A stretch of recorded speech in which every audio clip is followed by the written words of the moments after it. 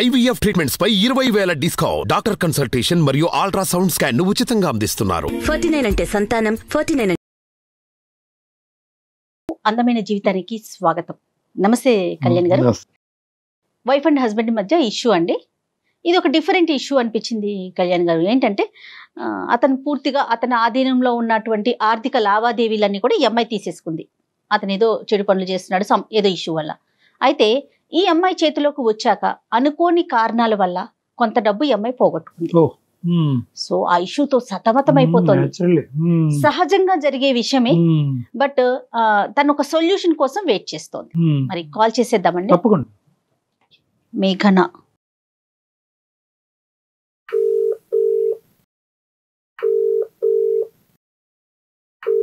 Hello మేఘన అండి. అవును మేడం, మీరెవరు మేడం? నేను జయానండి, అందమైన జీవితం ప్రోగ్రామ్ నుంచి కాల్ చేస్తున్నాను. నమస్తే మేడం. నమస్తే మేడం. నాతో పాటు కళ్యాణ్ గారు ఉన్నారండి, డాక్టర్ కళ్యాణ్ చక్రవర్తి గారు. సార్ నమస్తే సార్. నమస్తే. ఏంటమ్మా సమస్య? ఎవరి గురించి? మీ గురించా? ఏమైంది? మా వారికి ఏంటంటే కొన్ని బ్యాడ్ హ్యాబిట్స్ ఉన్నాయండి సార్. తాగటం, ఫ్రెండ్స్ కి వచ్చిన జీతం అంతా వాళ్ళ ఖర్చు చేయడం. అసలు ఇంటికి రూపాయి తీసుకురాడు సార్. శాలరీ ఇవ్వంగానే ఆఫీస్ లో శాలరీ పడింది అంటే అటు వాళ్ళకి వెళ్ళి బాగా మంచిగా పార్టీలు దావత్లు చేసుకొని అన్ని ఖర్చులు అవగొట్టుకుని అప్పుడు ఇంటికి వస్తాడు సార్. అదేంటంటే అట్లా చేస్తున్నారని చెప్పి ఎన్ని సార్లు గొడవ పడినా సరే ఆయన ఏ మాత్రం ఆయనలో చలనం లేదు సార్. అన్ని చాలా కేర్లెస్ గా ఉంటాడు. ఏం చేస్తారు మేఘన? ఎంతవరకు శాలరీ వస్తుంది ఆయనకి? ఆయనకి ఒక 50,000 దాకా వస్తుంది మేడం. ఓకే. పిల్లలు ఉన్నారండి? ఒక పాప ఒక బాబండి. పిల్లలున్నా కూడా కొంచెం బాధ్యత తక్కువగా ఉంది. ఆ బాధ్యత తక్కువ మేడం. ఏం లేదు, ఎంత కాడికి ఫ్రెండ్స్ ఫ్రెండ్స్ ఫ్రెండ్స్ పెళ్ళైతే మటుకు ఫ్రెండ్స్ వదలాలా, నువ్వు మేనేజ్ చేసుకో అంటాడు మేడం. చేతికి డబ్బులు ఇస్తేనే కదా మనం మేనేజ్ చేసేది, చేతికి డబ్బులు ఇవ్వడు. మీరేమన్నా చేస్తారంటే జాబ్ చేస్తున్నారా? లేదు మేడం, నేను ఇంట్లోని హౌస్ వైఫ్ నే మేడం. Right right. ఓకే. ప్రధానంగా సమస్య ఏంటమ్మా? తాగటమా? కాదు సార్, ఆ డబ్బులన్నీ అలా ఆయన పాడు చేస్తున్నారని చెప్పి చాలా సార్లు గొడవలు జరిగినాయి సార్. ఇంకా నేను పెద్దవాళ్ళలో పెట్టి అదే జీతం అంతా నా చేతికి ఇస్తేనే నేను కాపురానికి వస్తానని చెప్పాను సార్. సరే అని చెప్పి బాగా గొడవలు అయినప్పటికీ నేను మొన్న 3 నెలలు వెళ్ళి పుట్టింట్లోనే ఉన్నాను సార్. అయ్యో. సరే నువ్వు చెప్పినట్టే వింటాను అని కొంచెం ఆయన జీతం తేవటం నాకు ఇవ్వటం కొంచెం అట్లా కొంచెం దారిలో పడుతున్నాను సార్. జీతం డబ్బులు తీసుకొని కొంచెం నేనేం చేశానంటే, ఇప్పుడు ఆయన ఎట్లా దుబారా చేస్తున్నాడు, నేను 1 రూపాయి చేస్తే పిల్ల ఆడపిల్ల ఉంది కదా మేడం, దానికి పెళ్లి చేయాలన్నా దాని భవిష్యత్తు బాగుండాలన్నా ఈ రోజుల్లో కట్నాలు లేకుండా ఏం జరగదు. అవునవును. ఇవన్నీ చెయ్యాలంటే మరి ఇలా తాగి తందనాలాడి ఎవరికో దోస్తులకు పెడితే నా పిల్లలకి ఎవరు మేడం రేపు? కట్నం దాకా తర్వాత ముందు చదువులు ఉన్నాయి కదా. చదువులు ఉన్నాయి కదా మేడం. ఆడపిల్ల ఇప్పుడు నా జీవితం చదువు లేదు కాబట్టి కదా ఆయన నా చేతికి ఏమి ఇవ్వకుండా ఆయన ఇష్టం వచ్చినట్టు తిరుగుతున్నాడు. అదేలేండి, అదేలే. ఓకే. అందుకని నేను అలా పెద్దల్లో పెట్టి ఆటో వాళ్ళని ఇటోళ్ళని పిలిపించి మాట్లాడి చేసి ఇక ఆయన కాపురాన్ని తీసుకొచ్చి నాకు జీతం నా చేతికి ఇస్తున్నాడు మేడం. ఆయనకి ఏదైనా అవసరం అయితే నన్నే అడుగుతున్నాడు. ఈ వారం నేను దావత్కి వెళ్ళాలి, 4,000 ఇవ్వు అంటాడు. నేను 4,000 ఎందుకు ఇవ్వాలండి? 4,000 ఎవరికో తీసుకెళ్లి మీరు పెట్టడం ఏంది? ఈసారికి 2,000 తీసుకోండి. అలా కంట్రోల్ చేస్తూ సార్ ఖర్చులు చాలా వరకు తగ్గించాను సార్. ఇప్పుడు కొంచెం నా దారిలో పడి ఆయన నాకు ఇచ్చేస్తున్నాడు. ఇంతలో సార్ నేనేం చేశానంటే, ఎట్లా ఇప్పుడు ఆయన దగ్గర తీసుకుంటున్నాను కదా అని ఆ పైసలన్నీ నేనేం చేశాను సార్, కొంచెంగా కూడబెట్టుకుంటా ఒక 2 లక్షల దాకా పోగు చేసుకున్నాను సార్. పోగు చేసుకుంటే ఇక ఉంటారు కదా సార్ మాకు తెలిసిన వాళ్ళు, అమ్మలక్కలు అందరూ కూర్చుంటాం కదా ఇట్లా అని చెప్పుకున్నప్పుడు, ఇక్కడ మన గల్లీలోనే వాళ్ళు చీటీ చేస్తున్నారే, నువ్వు కూడా దాచిపెట్టి అందరికి సర్ప్రైజ్ చెయ్యి, నువ్వు కూడా రేపు మంచి అమౌంట్ వస్తుంది అంటే సరేలే ఆశపడ్డాను సార్. ఆశపడి నేను కూడా చిట్టి కట్టాను, 5 లక్షల చిట్టి. Okay okay. ఇంకేం లేదు, వచ్చే నెల మనం పాడుకుంటే మనకు 5 లక్షల చేతులకు వచ్చేస్తాయి మేడం. అయితే ఇందులో ఆమె ఐపీ పెట్టి వెళ్ళిపోయిందంట రాత్రే. అయ్యో. ఏం చెప్పంటారు మేడం? అయ్యో. మా వారికి తెలీదు. ఇంతలో ఈయన ఏం చేశాడు, రాత్రి వచ్చి ఏమే ఇప్పుడు నువ్వు నా దగ్గర డబ్బులు తీసుకుని దాచి పెడుతున్నావా, మీ పుట్టింటోళ్ళకి పెడుతున్నావా, నువ్వు అసలు ఏం చేస్తున్నావు నాకు తెలియట్లేదు అంటే, లేదండి దాచి పెట్టాను, మీకు వచ్చే నెల మీకు ఒక సర్ప్రైజ్ ఇస్తానండి అని చెప్పాను. నేను చెప్పేశారు. తీరా చూస్తే నేను చెప్పాను సర్ప్రైజ్ ఇస్తానండి అంటే, అవునా అన్నాడండి. ఇప్పుడు ఆయన అంటున్నాడు, నేను ఒక స్థలం చూశాను చాలా తక్కువ వచ్చింది, నువ్వు ఆ పైసలు ఇస్తే నేను తీసుకెళ్లి దానికి భయానా కడతానని కూర్చున్నాడు.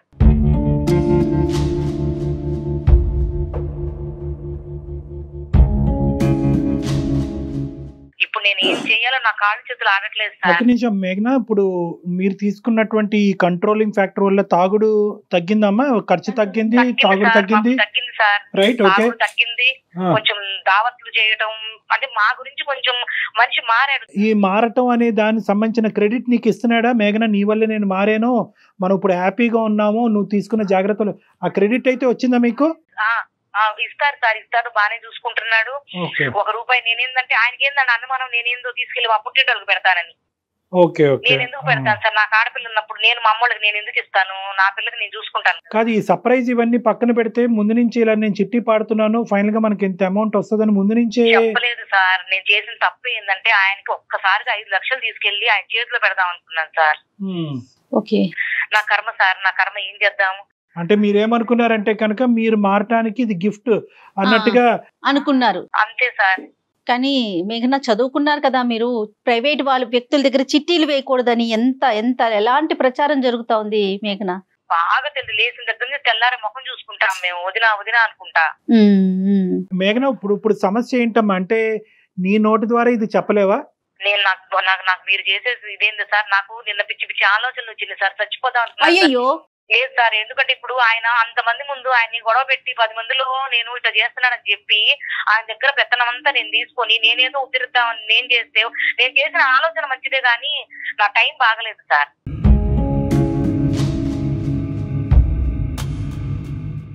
ఇప్పుడు కానీ ఆయన ఒప్పుకోడుగా,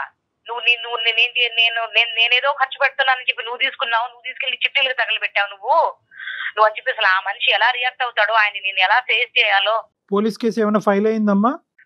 లేదు సార్, ఎందుకంటే అందరూ అట్లాగే ఉన్నారు. రాత్రి ఏమో పెద్ద గొడవ సార్. ఇప్పుడు నేను పోలీస్ కేసు వాళ్ళతో పాటు పోనీ పెడదామన్న ముందు ఈ మనిషి నువ్వు ఎందుకు వెళ్తున్నావు, నీకు అవసరం ఏందని అడుగుతాడుగా. అదే ఇంకా మిగతాదంతా కదులుతుంది కదా. మేఘనా, ఒకసారి ఆయనతో మాట్లాడదామా మరి? Okay madam. అమ్మాయి చేసిందంతా మంచిదేనమ్మా, అసలు తప్పు పట్టడానికి ఏమీ లేదు. నమ్మకుండా ఉండాలి కదా. ఇప్పుడు తను మంచి చేసింది కాదనట్లేదు, కానీ ఇవాళ రేపు ప్రైవేట్ వ్యక్తుల దగ్గర డబ్బులు దాచుకోవటాలు, చిట్టీలు వేయటాలు. హలో హలో, ఏమండి? ఏమండి, నేను అదే మీతో ఓ విషయం దాచిపెట్టానండి, అది చెప్పలేక నేను డాక్టర్ కళ్యాణ్ చక్రవర్తి గారు ఒకసారి మాట్లాడతారు, ఒకసారి మీరు మాట్లాడరా? ఏంటి, ఏం దాచిపెట్టావు? నేను ఇప్పుడు నిజం నన్ను ఇంటికి వచ్చాక మాట్లాడతాను. లేదండి, లైన్ లో ఉన్నారండి సార్ వాళ్ళు. ఇప్పుడు నువ్వు ఎక్కడున్నావు? నేను మన ఇంట్లోనే ఉన్నానండి. మరి చక్రవర్తి గారు ఎవరు? మీరు ఒక్కసారి మాట్లాడండి. ఏం వీలు పెట్టావు, ఏం జరుగుతుంది? నేను ఇంటికి వచ్చాక క్లారిటీగా మాట్లాడతాను. నమస్తే అండి రాకేష్ గారు. నమస్కారం. నమస్తే. మేము సుమన్ టీవీ అందమైన జీవితం ప్రోగ్రామ్ నుంచి కాల్ చేశానండి. నాతో పాటు డాక్టర్ కళ్యాణ్ చక్రవర్తి గారు కూడా ఉన్నారు. ఏం లేదండి, మీ భార్య ఒక చిన్న మెయిల్ చేశారు మాకు. ఆ మెయిల్ కి సంబంధించిన ఒక విషయం మీతో డిస్కస్ చేద్దాం ఫోన్ లోనే. మేము మా ఆఫీసులోనే ఉన్నాము, తను మీ ఇంట్లోనే ఉన్నారు. జస్ట్ ఫోన్ లో ఒకసారి డిస్కస్ చేద్దామని చెప్పి మేమే మీకు కనెక్ట్ చేయమన్నాం. నమస్తే రాకేష్ గారు, సారీ మిమ్మల్ని ఇబ్బంది పెట్టినందుకు. ఆ అమ్మాయి ఒక చిన్న చిక్కుముడి సమస్యలో ఉంది, మీ మిస్సెస్. అయితే ఏంటంటే తను మంచి చేద్దామని పోయి ఇప్పుడు వేరే సమస్య తెచ్చిపెట్టుకుంది. అయితే ఏంటంటే ఈ రోజు తనని ఎలా చెప్తే కనుక మీరు ఏ విధంగా రిసీవ్ చేసుకుంటారో, తన జీవితం, తన కాపురం ఏమవుతుందో అనే భయంతో మాకు చేసింది. దానికి ముందు ఆ సమస్య ఏంటి అని చెప్పే ముందు మిమ్మల్ని ఒక ప్రశ్న రాకేష్ గారు. మీరు ఇంతకు ముందు ఆవిడ చెప్పినటువంటి మాటలు బట్టి ఇంతకు ముందు డ్రింక్ చేసి కొద్ది డబ్బులు విచ్చలవిడిగా ఖర్చు పెట్టి కొద్దిగా చల్లాచెదురైనాయి జీవితాలు కాస్త, ఇప్పుడు ఏమొచ్చి అదంతా కూడా ఆవిడ చేసిన ప్రయత్నం బట్టి ఇది ఒక గాడిలో పడింది అన్నట్టు మాకు చెప్పారు ఆవిడ. అది నిజమేనండి? నిజమే అండి. అప్పట్లో నేనేదో తాగేసి ఫ్రెండ్ సర్కిల్ లో చేసేస్తున్నానని నా మీద లేనిటన్ని పోసి చేశానండి. వాళ్ళకి వాళ్ళ ఫ్యామిలీని తీసుకొచ్చి పెద్ద మధ్యస్థం పెట్టి నాకు జీతం ఇవ్వట్లేదు, ఈయన తాగేసి తొందరలు ఆడుతున్నారని చెప్పి నాన్న రచ్చ చేసి నేను తేవడం శాలరీ ఆవిడకి ఇవ్వడం, నేను తేవడం శాలరీ ఆవిడకి ఇవ్వడం అలాగే జరిగిందండి. ఆడవాళ్ళ గురించి తెలియదు ఏముందండి, ఇంట్లో ఒకలా ఉంటారు, బయటకు వచ్చినాక ఒకలా ఉంటారు. ఇంకా సర్దుకోపోవాలి కదా అనే గుణంతోనే నేను తెచ్చి ఆడికి ఇచ్చానండి. అది ఏమైంది, ఇప్పుడు కుటుంబం అంతా కూడా హ్యాపీగా ఉన్నారు, ఎంతో కొద్ది గొప్ప సేవింగ్ చేసుకుంటున్నారు అనే మాటలో వాస్తవం ఉంది. అలా ఉండటానికి మీరు ఆ అమ్మాయి క్రెడిట్ ఇస్తున్నారు కదా, అది గొప్పగానే చూస్తున్నారు కదా మీరు? ఇస్తాను, ఆ విషయంలో ఇస్తాను. ఎందుకంటే మొత్తం నేను తెచ్చిన శాలరీ మొత్తం ఆవిడకి ఇస్తున్నాను, ఆవిడే ఏ టు జెడ్ ఆవిడే చూస్తుంది. సరే, వెరీ గుడ్. ఇప్పుడు ఏంటంటే ఆవిడ ఉద్దేశం అయితే కరెక్ట్ అని మీరు నమ్ముతున్నారు. ఆవిడ కఠినంగా వ్యవహరించినా కూడా ఈ రోజు ఆవిడ ఉద్దేశం అయితే కరెక్టే అని మీరు నమ్ముతున్నారు. నమ్ముతున్నానండి. కరెక్ట్ ఆ అండి. విషయంలో అయితే మాత్రం నమ్ముతాను. కొన్ని సందర్భాల్లో ఏమవుతుందంటేనండి, ఇక్కడ ఒకటే కాదు, కొన్ని సందర్భాల్లో ఏమవుతుందంటే ఇలా మంచి చేయటానికి పోయి కొంతమంది కొన్ని కష్టాలు కొని తెచ్చుకుంటారు. అది ఉద్దేశపూర్వకంగా కాదు, అదృష్టం బాలేక టైం బాలేక జరిగేటటువంటి అంశాలు. ఈరోజు మీ వైఫ్ కూడా అదే పొజిషన్లో ఉంది. ఏంటంటే కనుక ఆవిడ మీ దగ్గర నుంచి సేవ్ చేసినటువంటి రూపాయి అమౌంట్ కాస్త చీటీ కట్టారు. చీటీ కట్టారా? చీటీ కట్టారు. ఈ రోజు చెప్పలేదంటే ఈ విషయం. అదే చెప్పండి. ఓకే చెప్పండి. ఓకే. ఈ మధ్యలో మీరు కూడా అడుగుతున్నారంట, ఏమైనాయి ఆ డబ్బులు, ఏమైనాయి, ఎక్కడ పెట్టినావు, మీ అత్తింటి మీ పుట్టింటి పంపిస్తున్నావా ఏంటి అని రకరకాలు అడుగుతున్నారంట. ఆవిడ పాపం చాలా సార్లు అడిగితే నేను సేవింగ్ చేస్తున్నాను, మీకు ఎందుకు, మీరు అడిగినప్పుడు ఒకేసారి మంచిగా ఇస్తానని చెప్పారు. అది కరెక్ట్, అది వాస్తవం. అది మీరు నమ్మారా? అది అది అది అది ఆవిడ అబద్ధాలు ఆడే. ఎందుకంటే ప్రతిరోజు వచ్చిన శాలరీలో తీస్తున్నానండి, అక్కడ పెట్టున్నానని బ్యాంక్ వేస్తున్నాను, మీకు ఆ ఆదాయం లేదంటుంది, చూస్తుంది, ఇంట్లో కావాల్సిన ఏ టు జెడ్ ఆవిడ చూస్తుంది. అయితే ఇప్పుడు ఏంటంటే, ఇప్పుడున్న పరిస్థితి ఏంటంటే, కొద్దిగా మీరు జాగ్రత్తగా ఆలోచించవలసినటువంటి అంశం, కొద్దిగా కూల్గా వినాలి. ఆవిడ కూడబెట్టినటువంటి ఆ డబ్బు కాస్త ఈ రోజు ఆవిడ చేతుల్లో లేదు. ఇంక రేపనగా అంటే నెక్స్ట్ మంత్ లో పాడదామనేటటువంటి పరిస్థితికి వచ్చేటప్పటికి చాలా సందర్భాల్లో చాలా చోట్ల మనం చూసేటటువంటి మోసాల్లాగే ఈ చీటీ కంపెనీ కాస్త ఎత్తేసారంట, ఐపీ పెట్టి ఎత్తేసారంట. ఇప్పుడు ఆ కంపెనీ కాస్త లేదు. సో ఆవిడ పెట్టినటువంటి డబ్బులన్నీ ప్రస్తుతానికి పోయినట్టే. ఏదైనా పోలీస్ కేసు ఏదైనా వేసి మళ్ళీ ఏమైనా అది వేరే విషయం. కానీ యాజ్ ఆఫ్ నౌ పాపం ఆవిడ మీకు చెప్పుకోలేకపోతుంది, కానీ ఆవిడ విపరీతమైనటువంటి బాధ, దుఃఖంలో ఆవిడ ఉంది. ఆవిడ ఏంటంటే ఆఖరికి ఈ విషయం నా భర్తకు చెప్పుకోలేనటువంటి పరిస్థితుల్లో నేను చచ్చిపోవటానికి కూడా రెడీ అనేటటువంటి ఆలోచన చేసేటప్పటికి, మేము అలా కాదమ్మా, మేము ఉన్నాం నీతో పాటు, నువ్వు నీ బాధ ఏంటో మాకు చెప్పు, మేము కమ్యూనికేట్ చేయవలసినటువంటి విధంగా మేము రాకేష్ గారికి కమ్యూనికేట్ చేస్తామని చెప్పాము. ఇప్పుడున్న పొజిషన్ అది సార్. చూడండి చక్రవర్తి గారు, నేను ఒక విషయం చెప్తాను. ఇప్పుడు నేను ఏదో చేసేస్తున్నాను, నేను బయట ఖర్చు చేసేస్తున్నాను అని చెప్పి మధ్యస్థం పెట్టి మొత్తం నానా హంగామా చేసి తెచ్చి ఇంట్లో సేవింగ్ పెట్టారు. ఇప్పుడు సడన్ గా ఐటీ పెట్టేశారంటే ఎంత అమౌంట్ అండి? ఎలా జరుగుతుంది ఇది? ఎందుకు భర్తకు ఒక భార్య చెప్పుకోలేనంత కష్టం వచ్చేసిందా ఇక్కడ?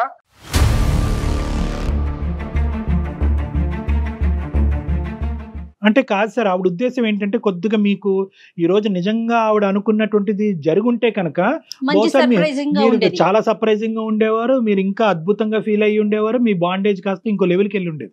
నేను నా భర్తని నా కుటుంబాన్ని మార్చుకోవటమే కాదు, దానికి అడిషనల్ గా ఈ గిఫ్ట్ కూడా ఇచ్చి మనీ యొక్క వాల్యూ తెలియపరచడానికి ఆవిడ చేసినటువంటి ఒక ప్రయత్నం కాస్త బెడిసికొట్టింది. అది కూడా ఆవిడ చేసినటువంటి తప్పు కాదు, ఆవిడ నమ్మినటువంటి మనుషులు, ఆవిడ వెళ్ళినటువంటి ప్రదేశం కరెక్ట్ కాకపోవటం వల్ల ఈ దురదృష్టకరమైన పరిస్థితి. ఆవిడ ఉద్దేశంలో ఎటువంటి డౌట్ లేదండి. మీ అలవాట్లు మారిని, ఇంటి పరిస్థితులు మారిని, దాంతోపాటు ఫైనాన్షియల్ గా గిఫ్ట్ వచ్చింది అని చెప్పే ప్రయత్నం ఆవిడ చేశారు. రాకేష్ గారు ఫోన్ ఇస్తారండి, ఉన్నారు అక్కడ? ఆవిడ లైన్ లోనే ఉన్నారండి. ఏం జరుగుతుంది అసలు? ఏమవుతుంది ఏంటి? ఇవన్నీ అయితే పెట్టడం ఏంటి, డబ్బులు ఎత్తుకెళ్ళడం ఏంటి?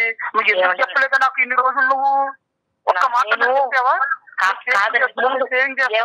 మీరు వినండి కొంచెం. మీరు ఇట్లా అరుస్తారని నేను చెప్పలేదండి. మీరు కొంచెం ముందు వినండి.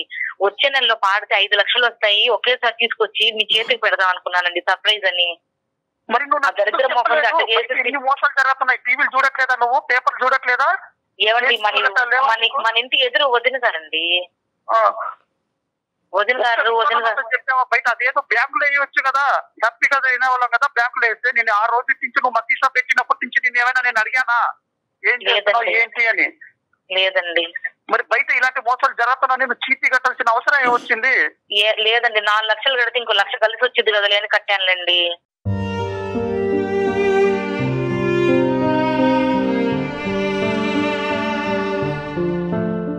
ఇప్పుడు జరుగుతున్న దాంట్లో రూపాయి కూడా పెట్టిండే మన కష్టమే అది. మన పిల్లలు మనం బాగుండాలి అనేసి నువ్వు లేడీస్ మాటలు ఎందుకు ఇలా చేసావే నువ్వు? 1-2 లక్షలే? 5 లక్షలండి, పిల్లల పేరు మీద వేద్దాం అనుకున్నానండి.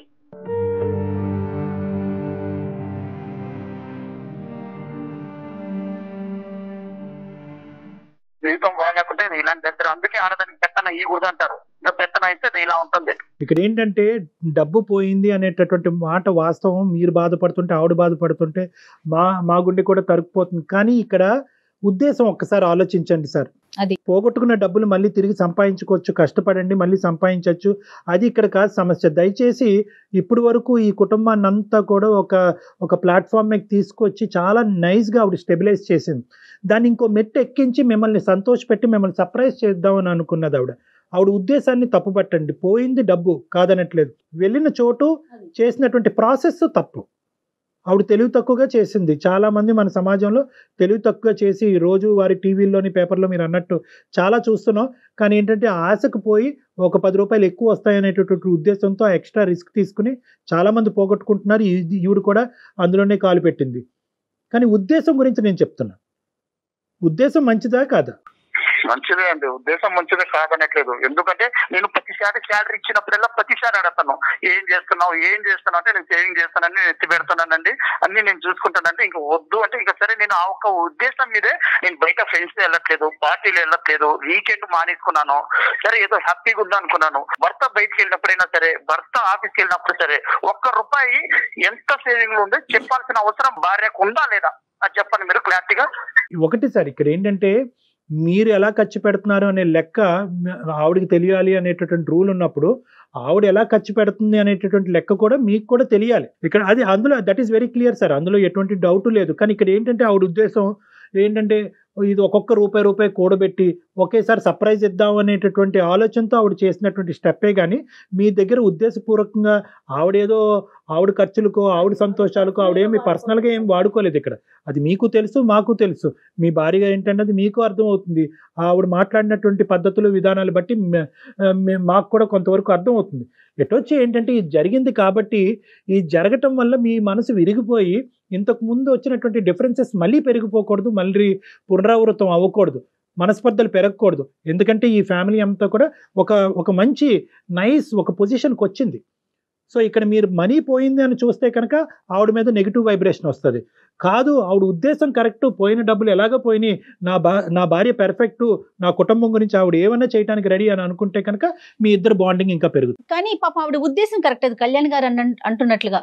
మేఘన, ఇక్కడ 2 థింగ్స్ అమ్మా. ఒకటి ఏంటంటే చాలా రిస్క్ ఇష్యూ ఒకటి చేసావు, రెండోది ఏంటంటే అతని దగ్గర దాచిపెట్టావు. రెండు డేంజర్.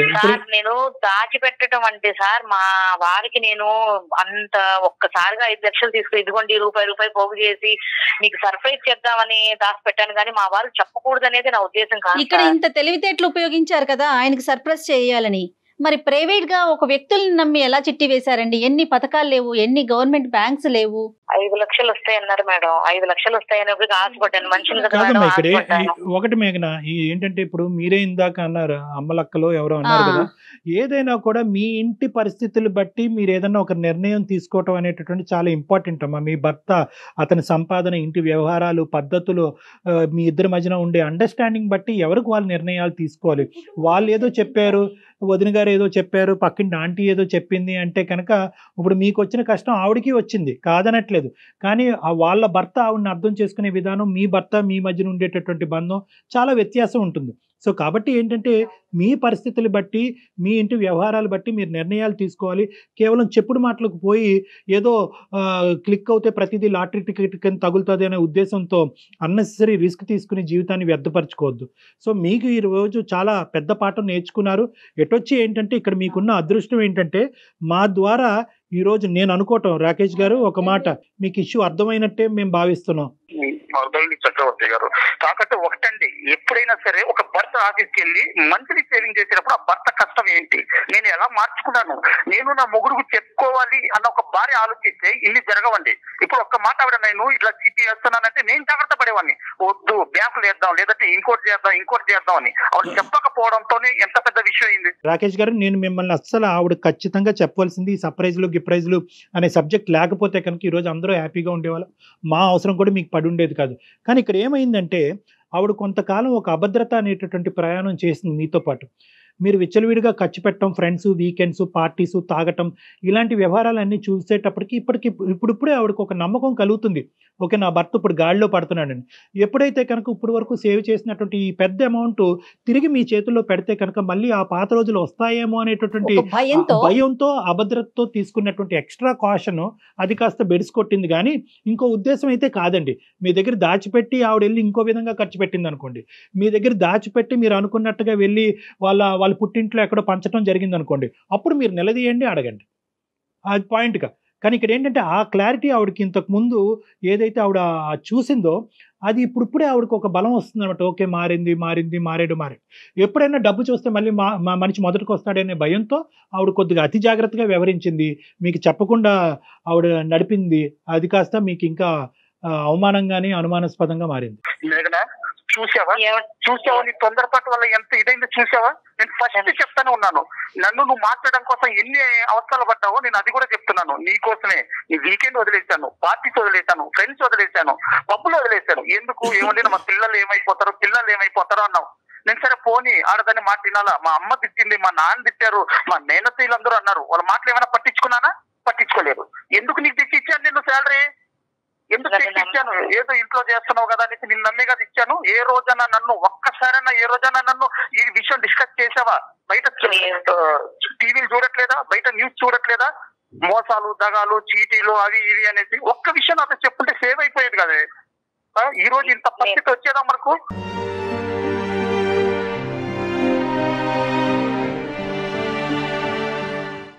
నన్ను క్షమించండి, మీకు చెప్పకుండా నేను దాచిపెట్టడం తప్పే. కాకపోతే నేను ఏదో 4 లక్షలు కడితే ఇంకో 1,00,000 రూపాయలు వస్తాయి, మీకు సర్ప్రైజ్ చేద్దాం అనుకున్నానండి. ఇది ఇంత దూరం వెళ్ళిద్దే నేను ఆలోచన చేయలేదు.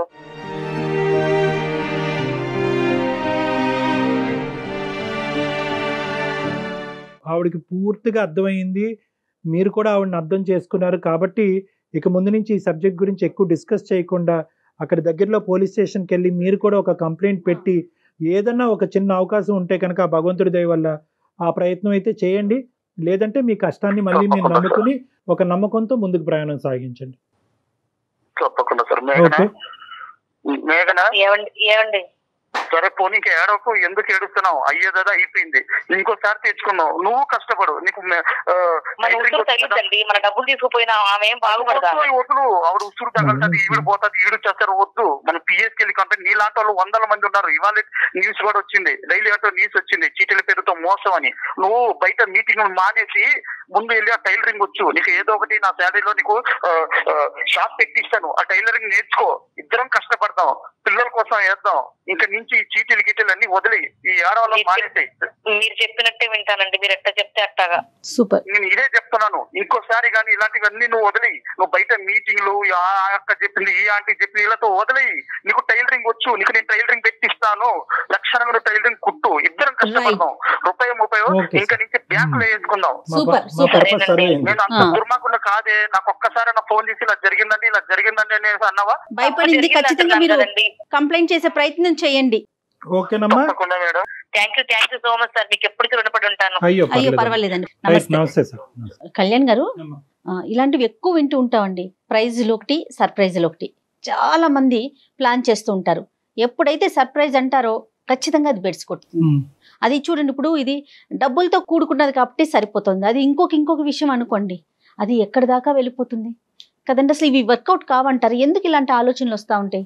అమ్మ, సర్ప్రైజ్ అనేటటువంటిది ఏంటంటే 2 విధాలుగా ఉంటుంది. ఒకటి, అది హ్యాపీ సర్ప్రైజా, రిస్కీ సర్ప్రైజా. ఇప్పుడు వీళ్ళ విషయం ఉందనుకోండి, అది రిస్కీ సర్ప్రైజే. అది ఈవెన్చువల్గా ఆవిడ అనుకున్నట్టు 5 లక్షల వరకు వస్తే కనుక సర్ప్రైజ్ అయ్యేది, అది అయ్యే ఉండేది, మంచి జరిగి ఉండేది. కానీ దానివల్ల ఏమవుతుంది అంటే కనుక దాంట్లోనే ఇంకా ప్రోత్సహించబడతారు వీళ్ళు. ఇంకా మళ్ళీ చిట్టీలు వేస్తారు, మళ్ళీ పాడతారు. ఇక్కడ 5 లక్షలతో పోయింది, అక్కడ 15 లక్షలు, 15 లక్షలు. సో కాబట్టి ఏంటంటే ఎప్పుడైనా ఒక సర్ప్రైజ్ అనేటటువంటిది అవతల వ్యక్తికి నిజంగా సర్ప్రైజ్, ఒక హ్యాపీ సర్ప్రైజ్ అయినా కూడా ఈవిడ రిస్కీ స్టెప్స్ తీసుకుంటుందా లేదా అనేటటువంటి దాన్ని బట్టి ఆధారపడి ఉంటుంది. అది నేను అతిగా రిస్క్ తీసుకుంటున్నాను, అతిగా ప్రాబ్లమ్స్ చేస్తున్నాను, అతనికి వచ్చేటటువంటి అక్కడ వచ్చేటటువంటి సంతోషం కంటే జరిగే చెడు ఎక్కువ ఉంది అనుకోండి, బహుశా ఏంటంటే సర్ప్రైజ్ ఆ స్థాయి లేకపోయినా కూడా ప్రతిరోజు తెలియపరుస్తూ చిన్న ప్రైజులు ఇచ్చినా కూడా చాలా సరిపోతుంది. అంతే. థ్యాంక్ యూ కళ్యాణ్ గారు. సుమన్ టీవీలో మీ పర్సనల్ అండ్ బిజినెస్ ప్రమోషన్స్ కోసం కింది నెంబర్కి కాంటాక్ట్ చేయండి.